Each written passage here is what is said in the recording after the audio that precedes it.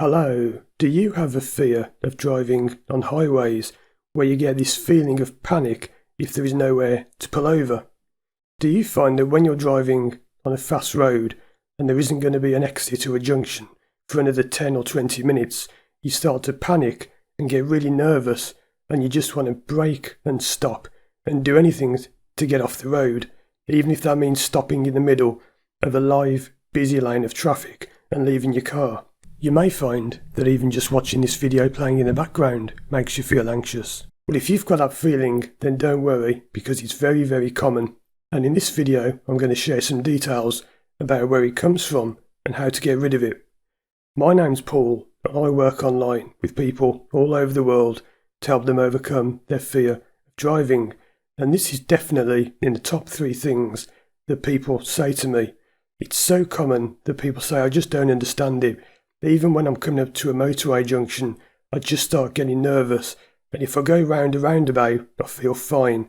But as soon as I start to go on that fast road, and as soon as I start to join from the slip road, on the on-ramp, whatever you call it, wherever you are in the world, I just feel terrified.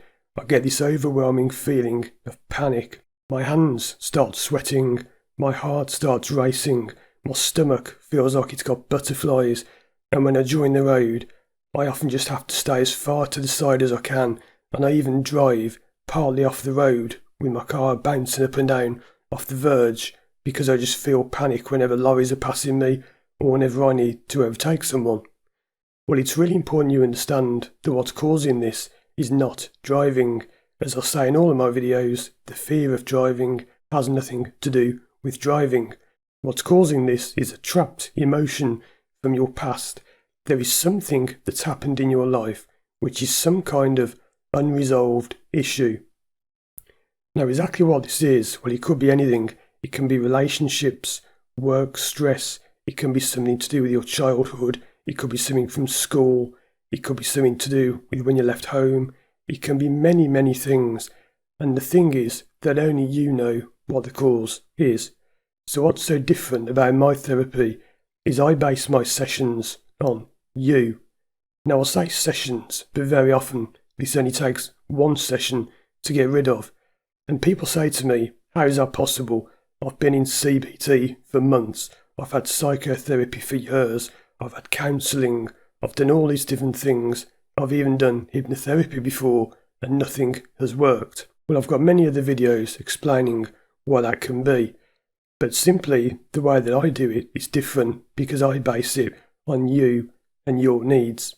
People normally struggle to get over this because of 2 things. First of all, the therapist makes the mistake of working on the symptom. So your driving anxiety is a symptom of another problem.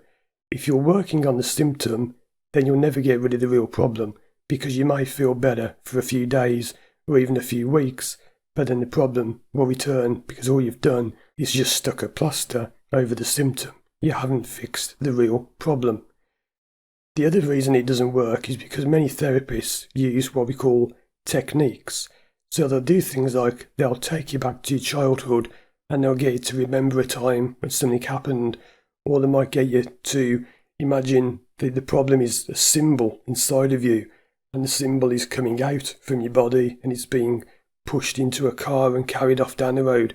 Now, don't get me wrong, sometimes those things are required, but the problem is that when you are properly trained in therapy and you understand where those things come from, where those techniques come from, you'll understand why they don't work.